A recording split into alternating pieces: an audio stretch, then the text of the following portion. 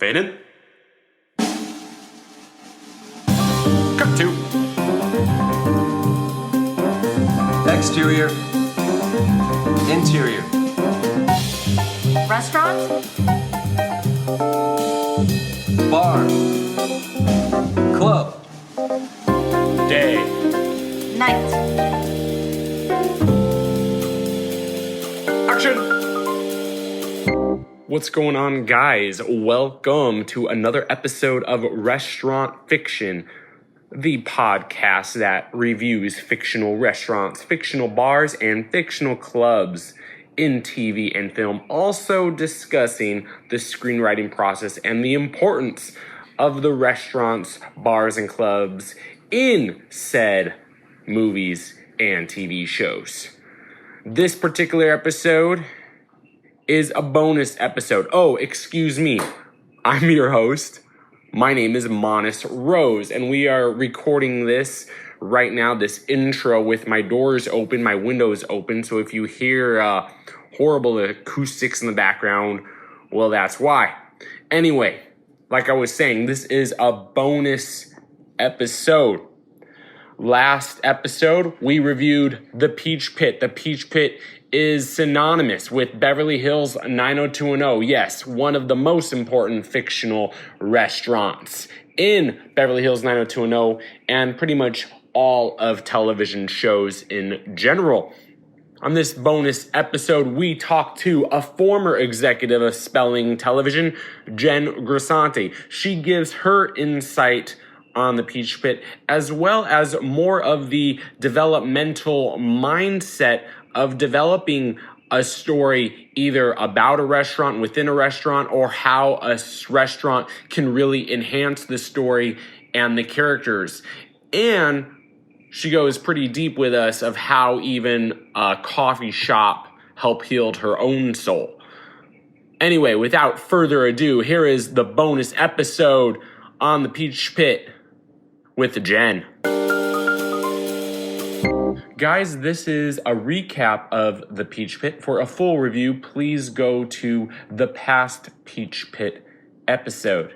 Basically, it comes down to this, guys. The Peach Pit, which is a diner in the heart of Beverly Hills, smack dab in the middle of your Spago and your Mastro's and other tablecloth and napkin type restaurants, is a diner for all, and it sure as hell beats the high school cafeteria.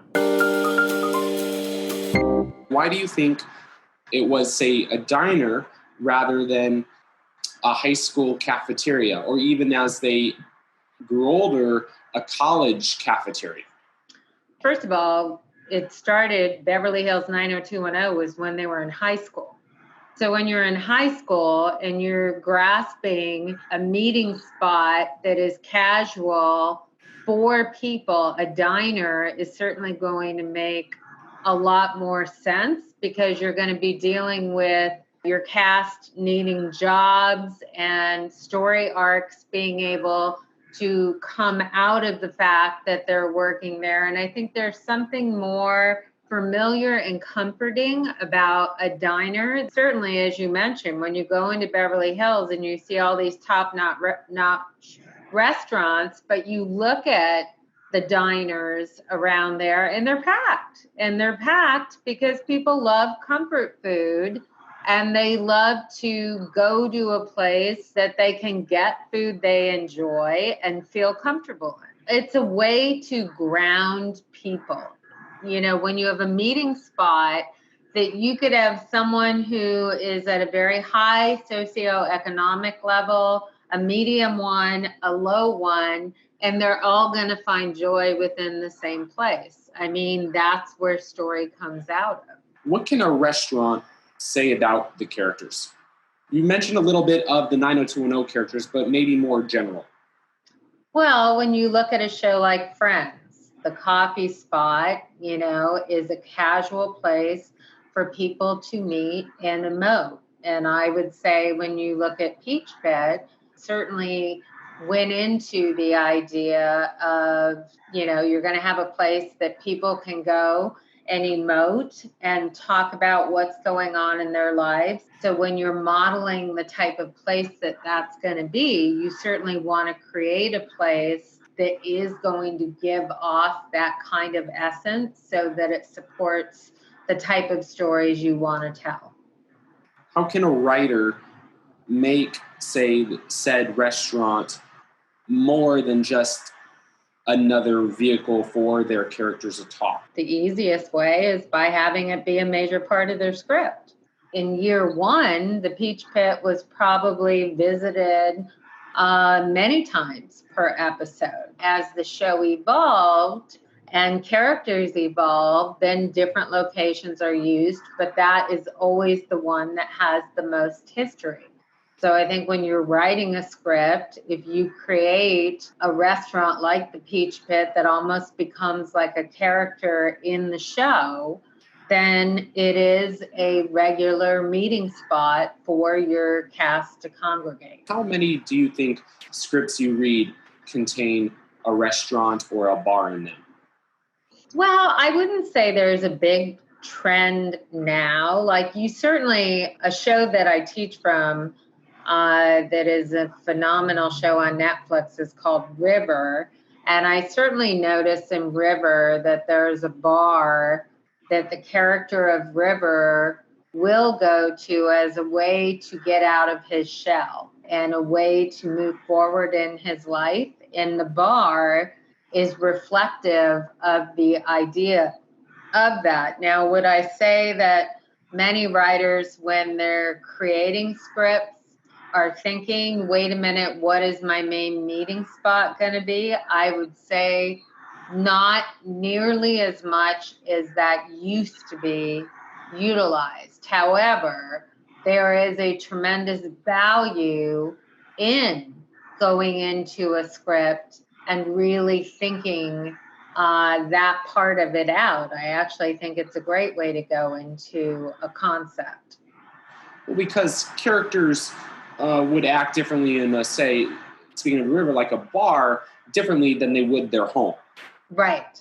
You know, say I wanted to do, or say a writer is listening right now and they want to make a 1950s diner a la like the Peach Pit, but is there any way to keep that fresh and edgy? Oh, of course. I mean, when it comes to any type of branding, all you have to do is think about what are your favorite restaurants? Why are they your favorite restaurants? What stands out about them that makes them different? You craft that scene where the restaurant becomes a place of symbolism as it connects to the emotion of the story. We see this character who we understand the wound, and then we see a place of significance that they go to for comfort. Then it becomes, a part of the safety and the symbolic place of meaning where a person went through an important life event, and this place served to help that. I mean, I could say, like when I went through a divorce, the Coffee Bean up on Sunset was a massive place of comfort. So that is the significance of creating those type of places in the stories people are telling as a way to connect with the audience. Wow. And what did you order? Did you have a special drink? I mean, it certainly varied. I could go from a chai latte to a cafe mocha or a skinny mocha with cinnamon. I mean, it certainly would. Yeah. I mean, it depends on, I would say when you're first getting divorced and you want to lose weight and you're taking spinning and yoga, that you're going to go toward the skinny side. But then when you're feeling like, okay, I want to be indulgent and I'm a little on the side where comfort is more important, then you're going to go for the full-on chocolate. and all the blended frappuccino or the blended exactly the ice blended drinks. Oh yes, yeah, I loved the ice blended drinks. Exactly, and it seriously was a monumental place in the healing from my divorce, and I know for many people in the healing, like it's fascinating Whenever I see people forming groups at coffee places, I always know that there's some type of life transition or healing that people must be going through. Do you feel it's different, a coffee place versus a bar versus a diner, especially for a healing process? You're certainly talking about different types of healing. Certainly when you're the bar certainly serves the comfort. I would definitely say part of the bar is definitely a pivotal part of the divorce process, as the coffee place is. But the difference is, like, when you're having coffee during the day, and it's before you go to work, and as the group I was with, and after you worked out, I think that there was, like, when you're having coffee during the day, it's before you go to work, and as the group I was with, and after you worked out, I think that there was a realness and a rawness at that time of day, to be in a group and communicating about whatever's going on in your life. Versus, I think when you're at a bar, you're certainly more closed off, but as you drink, you're going to open up more. And certainly there's story to get from that, So, but I think there's a massive significance in the importance of places that people utilize in their healing process. The level of formality of your place is everything with what kind of communication and expression is going to come out in the story arcs that come from the place. I love it. First of all, what are you ordering at the Peach Pit? I tend to lean toward the healthier side of things. So I would say a health smoothie or avocado toast would probably be on my preference, depending on the time of day that it is.